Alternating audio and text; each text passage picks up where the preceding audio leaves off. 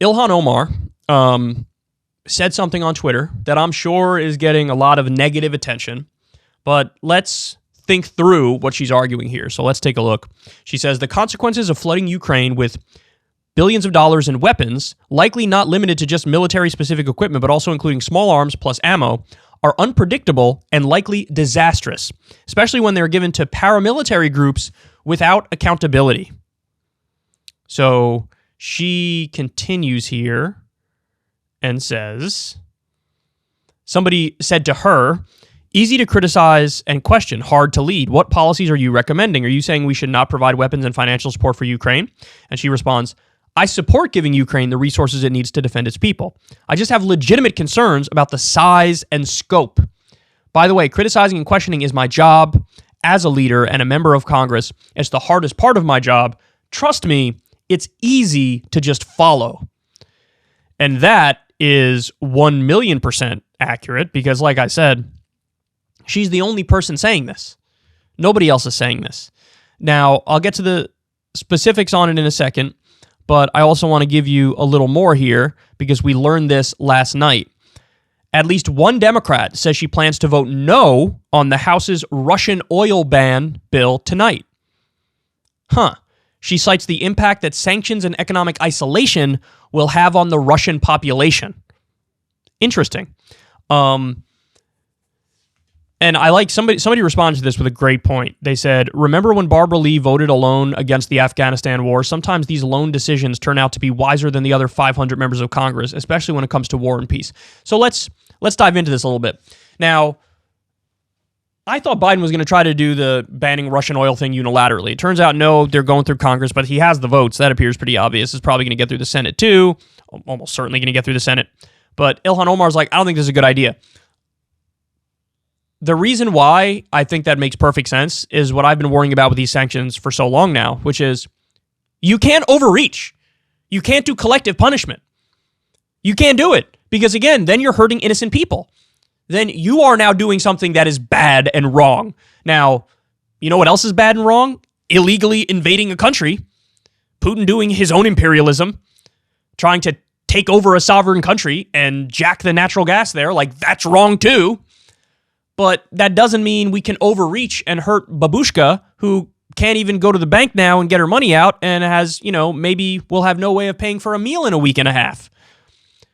So, I mean, look, what I'm saying shouldn't be controversial, but it is controversial because there's like this hysteria and this mania in the country now where everything you possibly can throw at them, you throw at them short of boots on the ground in war. Now, I'm happy people don't want boots on the ground in war, but there is such a thing as an economic sanction that is sort of like an act of war. I mean, if you can't feed your family, if everybody loses their job, if the economy totally implodes and they enter a Great Depression and they contract 15%, 20%, 30%, well, you're not providing an off-ramp to eventually get to a point where we can solve this thing. You're just being punitive. And sure, there's a place in the conversation for punishment, of course, but that can't be the whole conversation because then we're not trying to de-escalate. We're not trying to fix anything.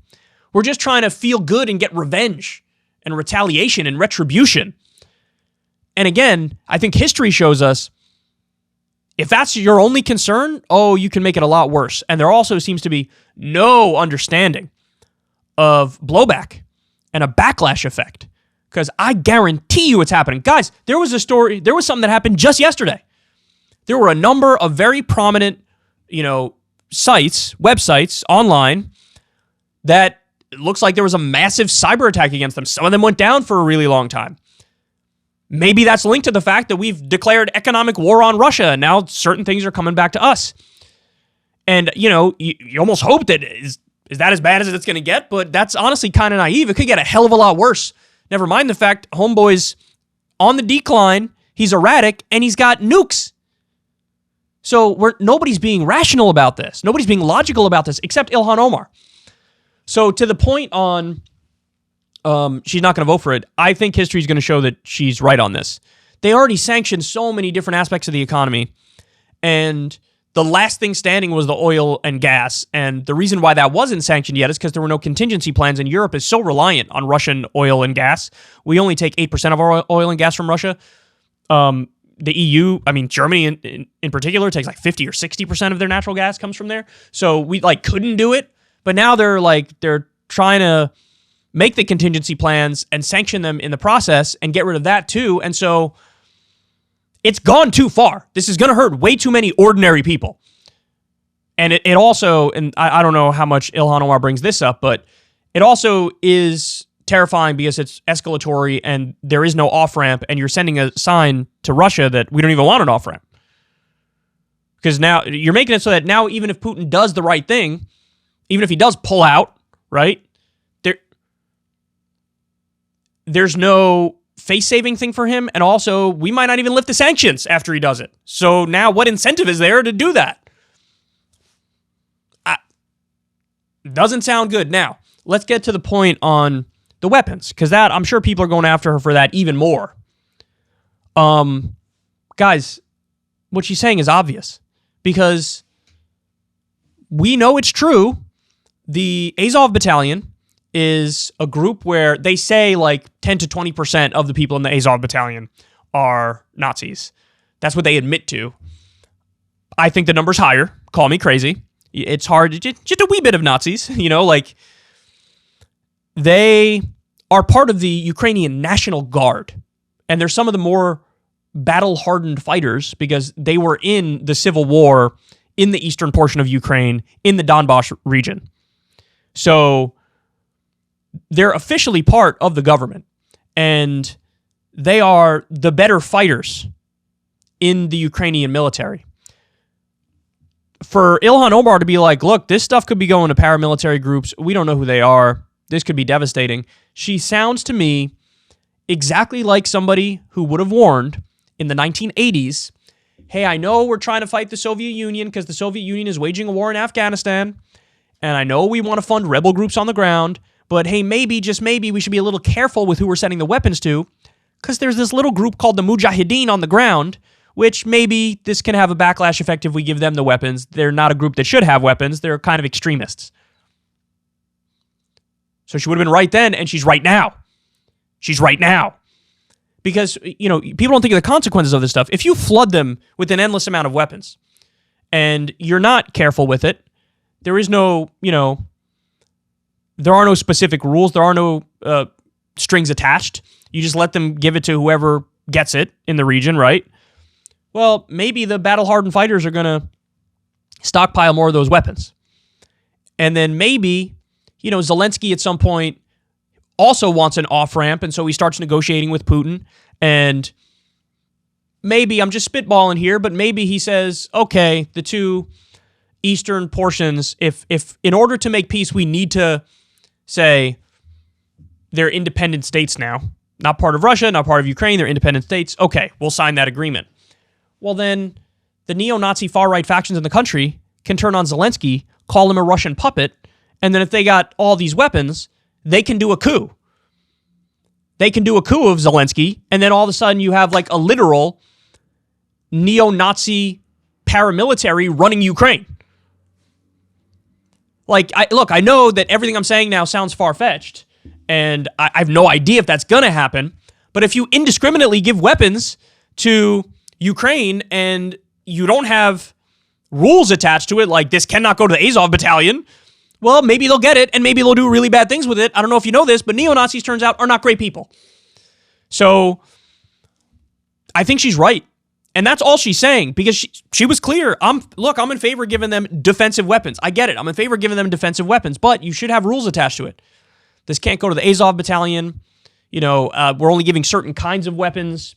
Like, this reminds me of the insanity now about giving them fighter jets. Because, okay, to give Ukraine fighter jets, there is no place in Ukraine where they can take off from to attack the Russian convoy or whoever. So where are they going to take off from? Well, people are talking now about Poland. So you're going to have jets that were originally from Poland that are given to Ukraine. So now we're just pretending they're Ukrainian jets, even though they're Polish fighter jets.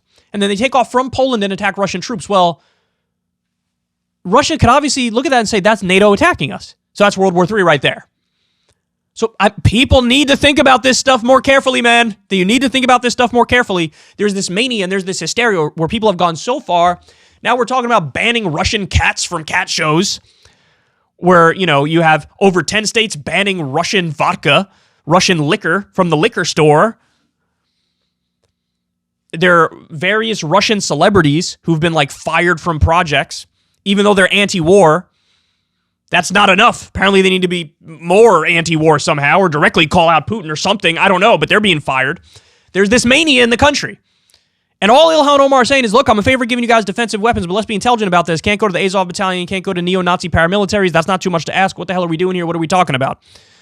She's 100% right about it. History will prove her right. She's standing up now to a mob, and she's probably being, destroyed for it, but she's right. And she's also right about maybe we don't fully ban Russian oil and natural gas because there's no off-ramp for Putin, and this is going to have consequences. This is going to have a backlash effect. And also, average Russians are going to be obliterated by this, and they didn't make the decision. A lot of them disagree with Putin. I know. I showed you guys the video of it.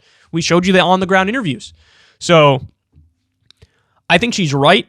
I think what she's doing here is brave, and she deserves a lot of credit for it. Hey, y'all, do me a favor and like and subscribe. It helps out big time in the algorithm. Click the bell as well for notifications when videos drop, and watch that video on screen right now. You know you want to.